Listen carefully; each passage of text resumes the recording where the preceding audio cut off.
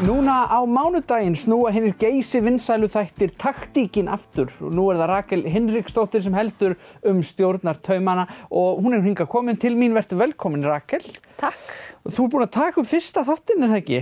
Jú. Undir þinni stjórn? Jú, ég tók hann upp í vikunni. Já. Ég náttúrulega að taka við keflinu á honum Skúla Braga sem að byrjaði með hennar þátt upphaflega 2018 og hann búinn að gera 100 þætti. 100 þætti, einmitt. Já, sem náttúrulega alveg magnað. Þannig að það er áskorun að fylgja í kjölfarið. Það það ég var alveg pínu hikandi til að byrja með svona, hvort að það væri hægt að komast í þessi spór. Já, en ég verð að reyna.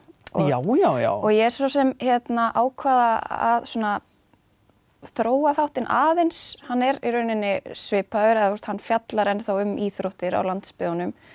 En ég ákvaða svona víkka hugtakið aðeins og í rauninni fjallar hann núna íþróttir og bara svona lýðheilsu almennt. Já. Reyna að gera hann aðeins svona, og Skúli var enda byrjaður á því svona síðustu þáttunum sem hann gerði að taka meira fyrir einhver svona heilsutengt efni sem að kannski snerta fleiri af því þetta var mjög oft svona svolítið sértækt. Þetta var kannski viðtal við einhvern ákveðin íþróttamann hans eða hennar feril og þá á það kannski bara erindi við þá sem hafa áhuga akkurat á þeirri íþrótti eða þeim íþróttamanni.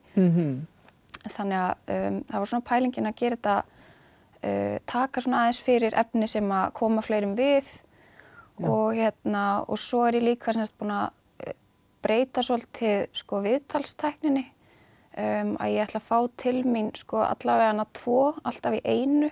Já. Og svo þetta meiri umræða frekar heldur en ég að spyrja og þau að svara. Já. Þannig að það svona meira verið að ræða hlutina og velta upp svona Já, velta við öllum steinum í hvað máli sem verið að ræða hverju sinni. Já. Akkúrat, og þetta hefur þó svona væntanlega breiðari skírskotun eins og þú segir, að fleiri tengja við. Já, það svona allavega ætlunin að taka fyrir einhver svona kannski frekar málefni eða svona það sem í umræðinni. Já. Eins og ég ákvað að byrja á alveg svona frekar eldfimu umræðefni sem afreksvæðing. Já. Og það eru bara rosalega margir sem hafa skoðun á þessu og mér fannst svo spennandi að fá til mín sérfræðinga, fólk sem hefur raunverulega reynslu og í rauninni ræða þetta mál sem komst nú í svolítið mikla umræðu í kjölfari til dæmis á heimildamyndinni Hækkum rána. Þá voru margir sem höfðu skoðun á þessu og mér finnst þetta að vera svona mál sem rosalega mikilvægt að ræða og að fólk sé meðvitað. Einmitt, því pressan er mikil og gott allavega að vera meðvituð af hverju það verið að setja pressun og hvort að það þurfi í öllum tilvikum. Já, og þú veist hvernig á að gera það og hvenær á að gera það og þú veist, einmitt að vera líka bara meðvitaður sálrænu hliðina á íþróttunum. Já. Af því að íþróttafólk ekki hlutir og börn.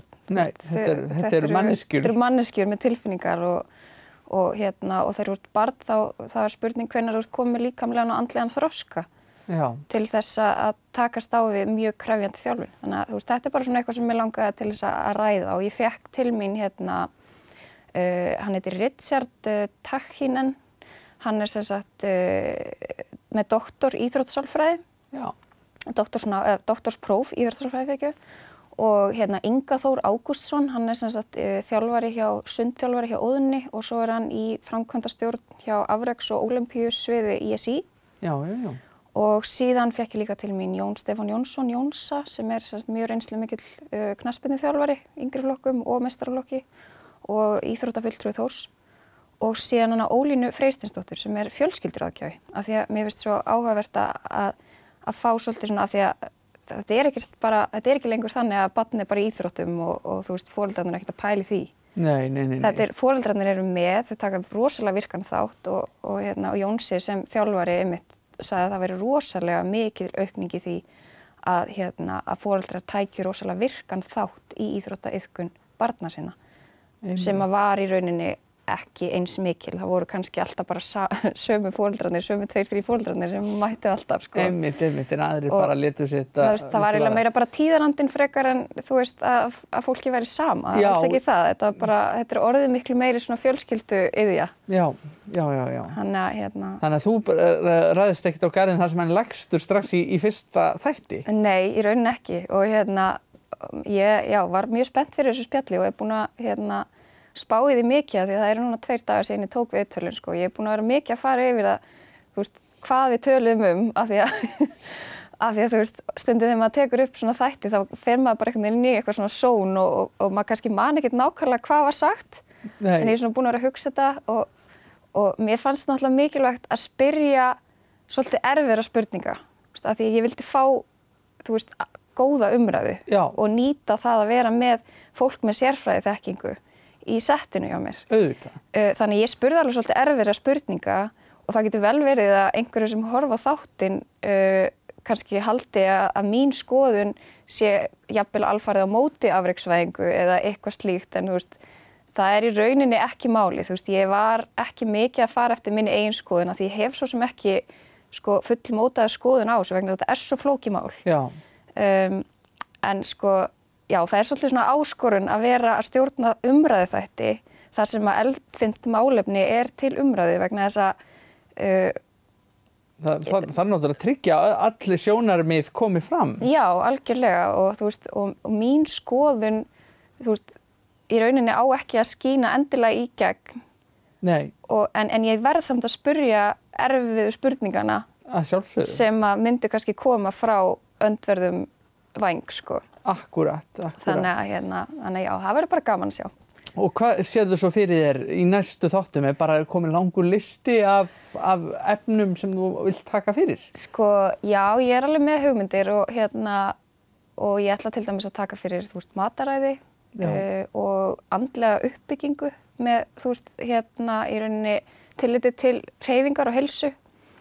Það í rauninni, þú veist, að nota hreyfingu sér til sálrænna bóta. Já, einmitt. Og það til dæmis á lista og svo langar mér líka að hafa kannski það sem að bara ræða svona einhverjar skoplegar hliðar íþróttana. Já. Og svona misheppnaðan íþróttaferil eða eitthvað svona skemmtilegt sem hefur gerst, þú veist, það þarf ekki alltaf að vera eitthvað rosalega alvarlegt. Nei. Og síðan hef ég verið með, sko, ég var með þættina Íþróttabærinn Akureyri. Já. Þar sem að ég var með svona prófanir og áskoranir í alls konar íþróttum sem var mjög skemmtilegt og fékk svona skemmtilega athygli eða, þú veist, fólki fannst gaman að horfa á það, þannig ég kannski fæ eitthvað aðeins að fara og prófa eitthvað meira. Já, mér líst vel á það. Það verður kannski svona uppbrot og svoleiðis. Þetta ótrúlega spennandi. Ég hlakka mjög til að fylgjast með þér í taktíkinni, Rakel. Takk fyrir það. Og bara við skulum enda þetta og fá að sjá smá stiklu úr þættinum sem verður sýndur á mánudaginn. Já, mánudaginn klukkan 20:30. 20:30, hér á N4. Já. Fólk má ekki missa þessu. Alls ekki. Takk fyrir að koma. Takk kærlega. Nú rúlar taktíkin aftur af stað á N4. Við ætlum að tala afreksvæðingu. Gestir þáttarins verða Ingi Þór Ágústsson, Richard Tattinen, Ólína Freysteinsdóttir, Jón Stefán Jónsson og María Finnbogadóttir. Erum við að búa til þetta 1% og við viljum gera það vel og við erum að færa það niður í 8-9 ára aldurinn, eða erum við að hugsa þessi 99% pluss þetta 1%. Já. Þannig að við erum að búa til samfélag.